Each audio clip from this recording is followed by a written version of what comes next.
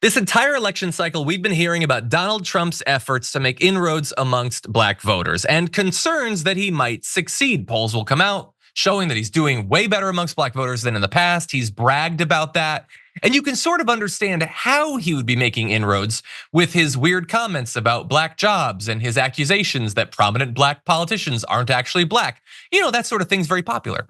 But anyway, we have a new poll and I want to show it to you and we're going to analyze it. It's the Howard University Initiative on Public Opinion, a poll of black voters in the 7 main swing states basically. And they have it right now at Harris, 82%, Trump, 12%, and another candidate or undecided at 6%. So 12% is slightly higher, although within the margin of error of where Trump was at in 2020 when he got 9% of the black vote. You had 89% going to Joe Biden at that point.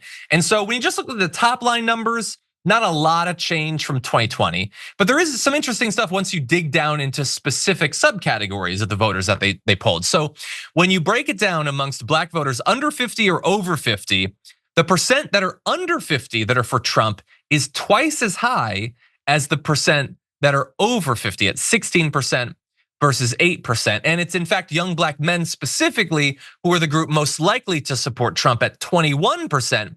Black women over 50 are the least likely at just 6%. So that is actually a pretty big gap. That's more than 3 times difference.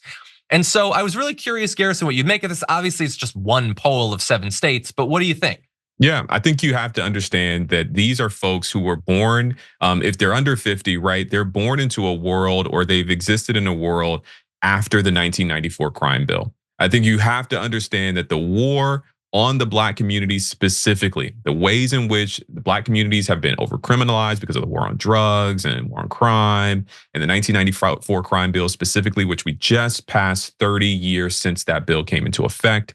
I think you really have to consider the fact that these are communities who have seen, honestly, their vote, they've been disenfranchised, they've seen their communities destroyed. And in many ways, I think a lot of young black men feel completely left behind by our political system, by Democrats, by Republicans. And so when you have kind of an outsider figure like Donald Trump, who kind of positions himself as this guy that can save everything and do everything better, and everyone kind of hates him a little bit, and he kind of seems like an outsider, I think there's a slight affinity there that needs to be acknowledged. There's also a very real kind of element here where if you don't know your history, you're destined to repeat it.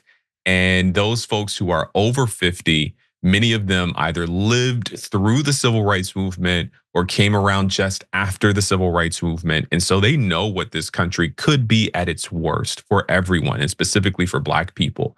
And so there's a consciousness there that we have to kind of address and acknowledge and analyze. And so I've always said that I think Kamala Harris, whoever's on the Democratic side, will get about 85% of the vote. I don't think that we have to kind of like do too much kind of hand-wringing around this. I do think that they have to go out and earn that black vote. And we'll see, right? And I don't want to take anything necessarily for granted or make any huge assumptions, but I do think that these very complex elements are at play and deserve to be acknowledged.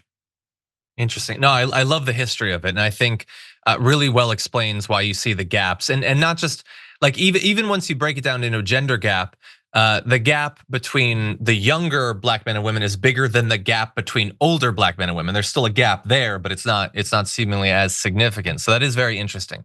So basically you're saying it's not as simple as they released his mugshot or he's selling sneakers like Republicans on Fox News like to say. They imply that that's gonna do it. You're saying it's more complex than that. What a thought, what an idea, what a concept. Complexity. Exactly. We should look into it, I think. Thanks for watching our video. Did you know that you can support our show by becoming a subscriber? Just click the subscribe button and also ring the bell so that you get notifications when we're live or when we post new content.